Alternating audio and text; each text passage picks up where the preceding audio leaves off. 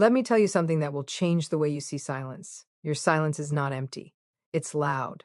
It echoes. It shakes the very foundation of a narcissist's world. When you go no contact, you're not just leaving a person, you're leaving the role they forced you to play, stepping off a stage where you were never allowed to be fully human. And the moment you disappear, everything they relied on vanishes. Their control, their power, their illusions. Every day they wake to a world where they can no longer reach you, and nothing terrifies them more than the peace you're building without them. When you go no contact, something profound happens that most people never see. Silence stops being just the absence of words and becomes a mirror, a brutally honest one. For a narcissist, that mirror is unbearable. Your presence once reflected back admiration, validation, reactions, and emotional energy. You were the surface they used to confirm who they believe themselves to be. When you remove yourself, that reflection disappears, and suddenly they are left alone with who they truly are. In everyday life, narcissists avoid self-reflection at all costs. They stay busy, dramatic, reactive, or charming so they never have to sit still long enough to feel the emptiness underneath. No contact interrupts that cycle. Your silence forces stillness, and stillness forces awareness. Even if they don't consciously admit it, they feel the discomfort.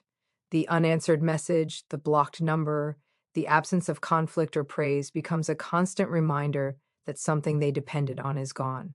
This is why silence unsettles them more than arguments ever did. Conflict still gave them engagement, still allowed them to feel powerful or important. Silence gives them nothing to push against. It offers no emotional feedback, no reassurance, no validation. Just a quiet space where their thoughts grow louder. In that space, insecurities surface, self-doubt creeps in, and the fragile image they work so hard to maintain starts to tremble. They may respond by distracting themselves, blaming you, or rewriting the story in their mind. But the mirror remains. Every day you remain unreachable. The reflection returns, asking questions they don't want to answer. Who am I without control? Why didn't they come back? Why didn't my charm work this time? Your silence doesn't attack them, yet it confronts them more deeply than words ever could. It exposes the truth they spend their lives running from, and that is why silence, to a narcissist, is never empty. It is revealing. And when that mirror starts reflecting things they don't want to see, something else follows immediately. The feeling they fear almost as much as exposure: loss of control. Because control is not just something a narcissist prefers, it's how they survive. Your emotions, your reactions, your explanations, even your pain once gave them a sense of command over the narrative. They knew which buttons to press, which words would pull you back in, which silences would make you reach out. That certainty made them feel powerful. No contact rips that certainty away. Now every day feels unpredictable to them. They don't know what you're thinking. They don't know if you miss them, resent them, or have finally let go. And not knowing becomes torment. Control thrives on access, and access is exactly what you removed. The texts that go unanswered, the calls that never ring through, the arguments that no longer happen. Each one is a reminder that their influence has limits, limits they never believed existed. This is why they may try to provoke a reaction in subtle ways. A sudden message that sounds nostalgic, a crisis that appears out of nowhere, a rumor that somehow finds its way back to you. It's not about reconciliation. It's about testing the fence you built, checking whether the door is still unlocked. Any response, even anger, would restore a sense of command. Silence, however, leaves them powerless. Inside, that loss of control feels like free fall. Without your emotional responses to regulate their sense of self, they feel unanchored. They may tell themselves they're fine, that they don't care, that they've moved on. But control doesn't disappear quietly. It thrashes, it resists, it searches for something to grab onto. And while they spend their days trying to regain what they lost, something remarkable is happening on your side of the silence. You are learning that your emotions belong to you, that your attention is yours to give or withhold, that you don't owe access to anyone who once demanded it. Every day you stay no contact, you don't just remove their control, you reclaim your own. And when control is gone, when the mirror keeps reflecting back a version of themselves they can't manage or manipulate, the next thing that begins to crack is the illusion they've spent a lifetime constructing. Narcissists do not live as who they are, they live as who they appear to be. Every interaction, every relationship, every performance was carefully curated to protect an image. Confident, superior, unbothered, admired. You were once part of that structure, a supporting beam that helped hold it all up. When you go no contact, that beam is removed. Without your presence to reinforce their narrative, the story starts to unravel. The charming persona feels harder to maintain. The certainty in their superiority wavers. They replay moments not to understand you, but to understand where the script failed. How did someone they once controlled step away without collapsing? How did the ending change when they were so sure of the outcome? This is where the collapse begins, quietly, internally, and relentlessly. The illusion depends on witnesses, and you were one of the most important ones. Without you validating their version of reality, the cracks widen. Doubt sneaks in during moments they can't distract themselves from. Late nights, idle mornings, silence-filled afternoons. The mask feels heavier because there's no one there to applaud it. They may overcompensate, projecting confidence louder than before, presenting happiness more aggressively, proving success more desperately. But overperformance is often the clearest sign of instability. When something is solid, it doesn't need to be announced. When an image starts to fail, it demands constant reinforcement. And deep down, they feel it. They sense that the illusion no longer holds the same power. Not because you expose them publicly, but because you stopped participating privately. Your absence disrupts the fantasy that they are always desired, always central, always in control. While they struggle to glue together an image that's losing its grip, you are doing the opposite. You are shedding roles, masks, and expectations that never fit you. Their illusion collapses because it depended on your silence being filled with obedience. Your silence now stands on its own, steady, grounded, and real. And when the illusion starts slipping, when the mask no longer feels secure, something almost instinctive takes over, the need to watch. Because if they can't control you, and they can't fully convince themselves they're superior anymore, then they need information.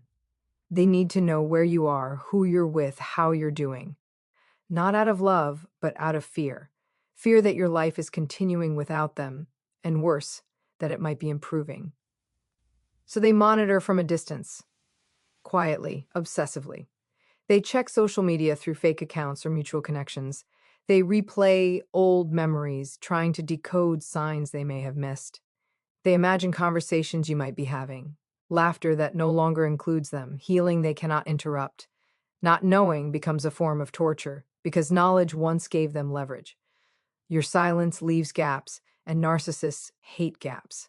Gaps allow imagination to run wild, and imagination often paints the very picture they fear most. You becoming independent, self-assured, emotionally unavailable. They don't need proof. The possibility alone is enough to unsettle them. Every unanswered question feels like another reminder that they no longer have access to your inner world. This is why they may suddenly resurface indirectly. A coincidental appearance, a message passed through someone else, a vague post meant to be seen. It's surveillance disguised as curiosity, a way to confirm whether they still exist in your mind. Because if they do, even negatively, the illusion might still be salvageable. But here's the quiet power they don't expect. The more they watch, the more they realize they are spectators now, not participants.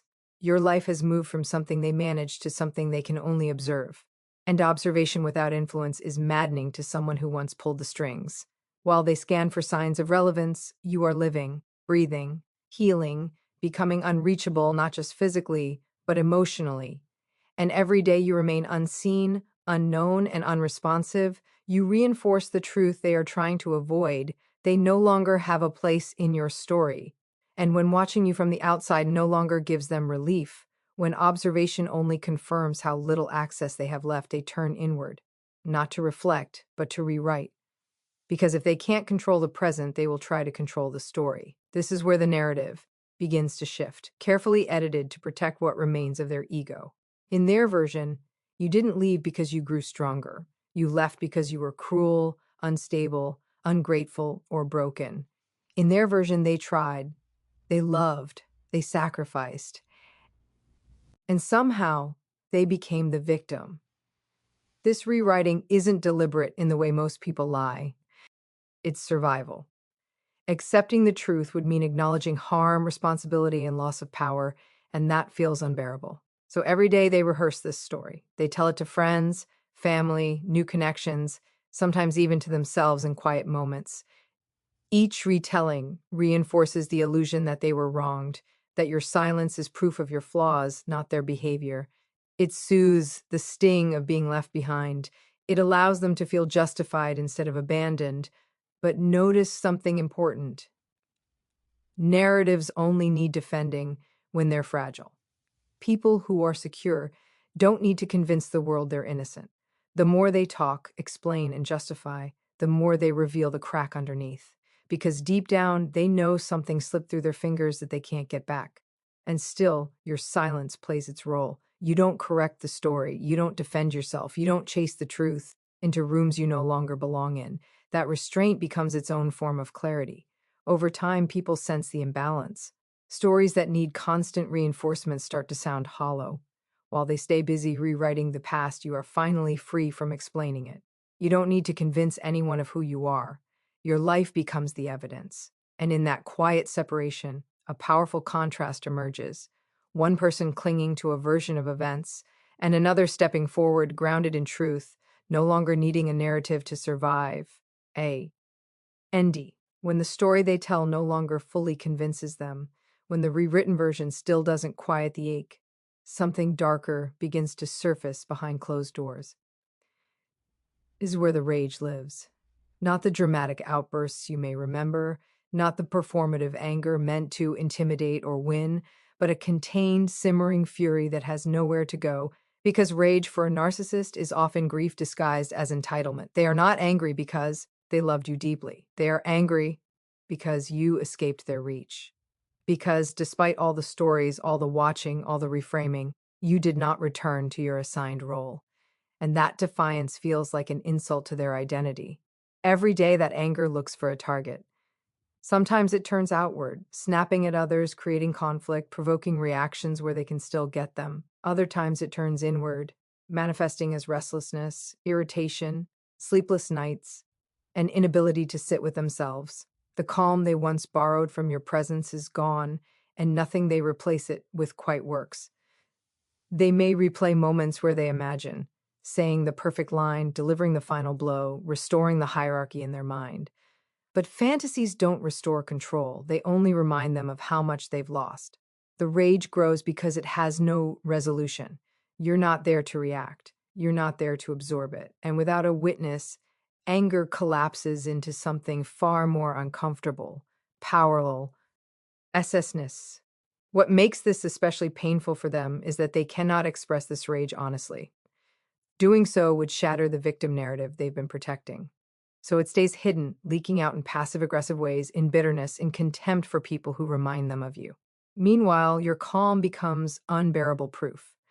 Every day you choose not to engage, you deny that rage a stage. You refuse to be the container for emotions that were never yours to manage. And in that refusal, something quietly shifts. Their anger stays trapped inside them, and your peace keeps expanding, untouched by the fire they can no longer hand to you. And when that rage has nowhere left to land, when it can no longer be projected onto you or disguised through control, what remains is the space underneath it all. The space they spend their lives running from. The emptiness. This is the part no one sees, because narcissists work tirelessly to make sure it stays hidden, even from themselves. Without you there to absorb emotion, to respond, to react, to reassure, their days begin to feel strangely hollow. There is movement, noise, activity, but no depth. Restlessness sets in. They scroll, they pace, they distract themselves with people, work, drama, anything to avoid the quiet moments where nothing fills the room except their own thoughts. Silence once again becomes threatening. This emptiness isn't boredom, it's a sense of internal absence, a lack of emotional grounding. They do then feel whole on their own, and no contact exposes that truth mercilessly. You were never meant to be a partner in their world. You were meant to be a regulator, a source of emotional stimulation that kept the void at bay. When you leave, the void returns. Every day, they try to outrun it. They stay busy, they overbook their time, they attach themselves quickly to conversations, conflicts, or connections that give even a temporary sense of relevance. But the relief never lasts. The moment the distraction ends, the emptiness resurfaces heavier than before. What makes this especially painful is that they don't have the tools to sit with it. Self-reflection would require humility. Healing would require accountability. So instead, they remain in motion, exhausting themselves in the effort to avoid stillness. And while they are trapped in that cycle, something very different is happening to you. The quiet you once feared begins to feel spacious, restful, safe. You start filling your life from the inside out, not from someone else's attention, where their emptiness demands constant noise. Your solitude becomes grounding. This is the silent contrast no contact creates. One person running from the void and another learning how to live without needing to escape themselves. And when that emptiness becomes too heavy to carry, when distraction no longer soothes it, they reach for the quickest relief they know: replacement. Not connection, not healing, but substitution. Someone and you to listen, to admire, to react. A fresh presence to pour into the hollow space and temporarily silence the discomfort. On the surface, it may look like they've moved on effortlessly.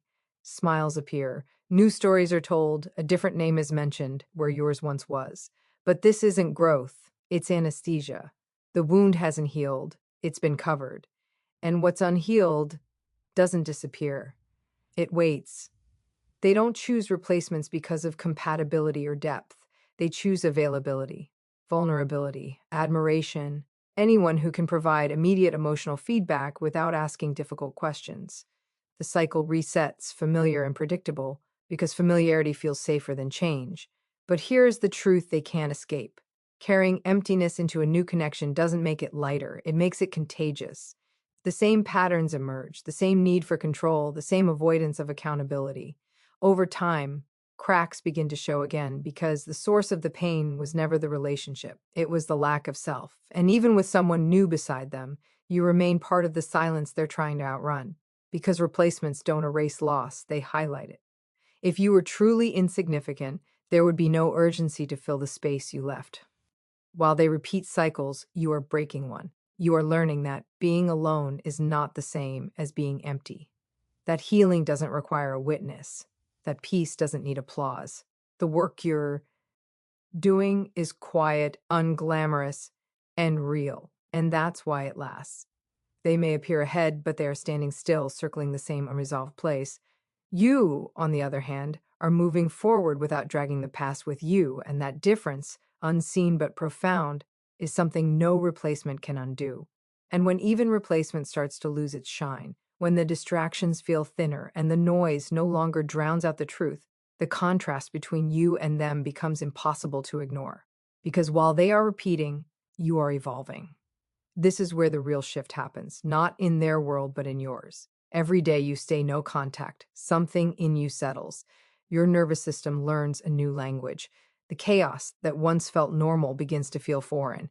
You stop bracing for impact, stop rehearsing explanations, stop scanning for emotional danger. Your body realizes it is safe now, and safety changes everything. Where they once fed on your reactions, you now choose where your energy goes. Where they demanded access, you practice boundaries. Where they created confusion, you create clarity. This is not loud work. There are no dramatic announcements. It happens quietly, in the way you breathe, in the way you rest, in the way you no longer abandon yourself to keep someone else comfortable. They stay stuck because growth would require them to face the emptiness, the rage, the illusion, all the things they avoid. You grow because you finally stop. Pet avoiding yourself. That is the difference. That is the separation no contact creates. And here's the part that matters most. Your healing is not a reaction to them. It is not revenge. It is not proof. It is a return to your instincts, your voice, your worth. You are not becoming someone new. You are becoming who you were before you were diminished. So while they continue searching outward for something to fill the void, you discover that nothing was missing in you to begin with. And that realization, that is freedom. That is the victory they will never be able to replicate, no matter how many times they try to replace what you chose to walk away from. You didn't lose them. You found yourself. And as you continue finding yourself, something even more powerful takes shape. The realization that your silence is not passive, it is active strength. It is a boundary that speaks without shouting, a decision that holds firm without explanation. What once felt like absence becomes presence, your presence with yourself. Every day you don't respond, you reinforce a truth. Your body and mind are still learning. You are no longer available for harm. Silence stops being something you endure and becomes something you choose. And choice is where your power lives now. They may still test the edges of that silence, a message disguised as concern, a memory sent at the perfect moment, a sudden need only you could once fulfill. But each time you don't engage, you send a clee. Our message, not to them, but to yourself, that your worth is not negotiated through access. You don't need to explain. You're healing to anyone who benefited from your pain. This kind of silence takes courage. It asks you to sit with discomfort, with doubt, with the old urge to fix or soothe. But every time you resist that pull, something in you strengthens. The silence becomes a muscle. It steadies your spine. It teaches you that you can survive not being understood, not being validated, not being chosen, because you are choosing yourself. And while they may interpret your quiet as cruelty or indifference, the truth is far more grounded. Your silence is clarity. It is you refusing to reopen wounds just to make someone else feel comfortable. It is you protecting the life you are rebuilding piece by piece. This is the moment where roles fully reverse. Once they thrived on your emotional availability, now your unavailability is what sustains you. Their power depended on your responses. Your power now exists because you no longer give them. In this space, you are no longer reacting. You are rooted. And from that rooted place, everything you build next will come from intention, not survival. And as your silence grows into strength, as your boundaries become unshakable, the final truth emerges. Your healing is the real victory. It is not in watching them struggle. It is not in witnessing their obsession, their stories, their restless attempts to reclaim control. The victo, rise quiet, profound, and entirely yours. It lives in the life you are creating without them, in the peace that no one can take away, in the self you are finally allowed to be. Every day they remain stuck, replaying the past, seeking replacements, nursing rage, avoiding emptiness, while you are moving forward, unbound by the scripts they wrote for you. Their world is a cage built on illusions, control, and dependency. Your world is open, expansive, and real. Healing doesn't look dramatic from the outside. There are no flashy moments or grand declarations. It is the simple, daily act of choosing yourself over old patterns, your peace over their chaos, your growth over their narratives. The brilliance of this victory is that it is impossible for them to take from you. No lies, no manipulations, no attempts to provoke a reaction can undo the inner transformation you are achieving. The freedom you cultivate is yours alone. Every day you reclaim your energy, your boundaries, your voice, you reclaim life itself. And that reclamation is a force more powerful than anger, manipulation, or obsession ever could be. So while they may watch, wait, and try to rewrite the past, you are living the present fully. Every step you take toward wholeness, every moment you remain unshaken, every quiet choice to honor yourself, that is your triumph. Their obsession cannot touch it. Their stories cannot erase it. Their illusions cannot contain it. Your healing is not just survival, it is liberation. It is proof that life beyond control, manipulation, and fear is not only possible, it is yours. You didn't just walk away. You rose. You healed. You won. And now, as we stand at the edge of this journey together, I want you to feel the weight of what has been said, not as a lecture, but as a mirror for your own life. Every step you've taken away from manipulation, every moment you've held your silence, every boundary you've defended, has built something extraordinary: freedom. This freedom is quiet, unassuming, and yet more powerful than any reaction, argument, any attempt to pull you back into someone else's story. Remember, the world may never see your courage the way you feel it in your bones. The ones who tried to control you, to diminish you, may never acknowledge your growth. And that is precisely why this matters. Your victory is internal.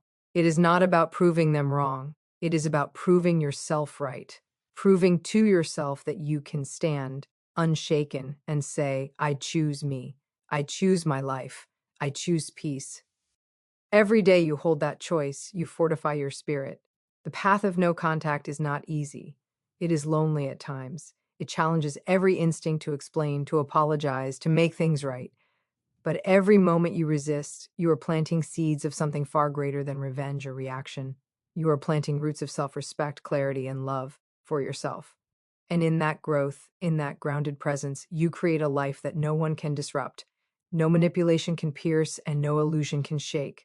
So let this be a call not just to endure, but to embrace your freedom fully.